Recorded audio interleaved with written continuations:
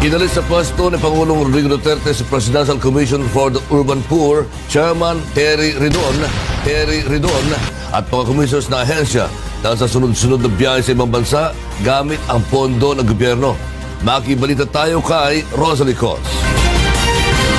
Mismo si Pangulong Rodrigo Duterte ang nagkumpirma na tinanggal na niya sa pwesto ang chairman ng Presidential Commission for the Urban Poor na si Terry Ridon at mga kasama nitong commissioners dahil sa junkets. Dagdag pa ng Pangulo, maraming beses na nagbiyahe si Ridon kahit katatalaga pa lamang sa pwesto, subalit iilang beses pa lamang na nagko-convene ang komisyong kanyang pinamumunuan. Ginawa ng Pangulo ang pahayag ng pangunahan nito ang awarding ceremony para sa mga child-friendly municipalities at cities sa bansa sa Malacanang kahapon. Ako naman, no personal reasons really to fire him except that he had too much too soon.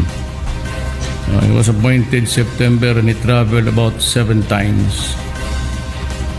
And to think that the office is an urban poor agency, I cannot understand why you have to be there at every powwow in the international scene. Henceforth, I said, everybody must get the permit from my office.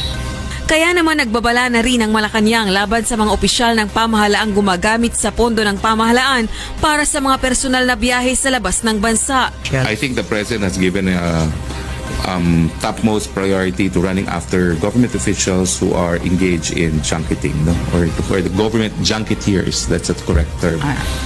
Tinanggal din ng punong ehekutibo ang mga PCUP commissioners. Nilinaw naman ni Presidential Spokesperson Harry Roque na hindi ina-abolish ang PCUP o inaalis ang lahat ng mga kawani nito.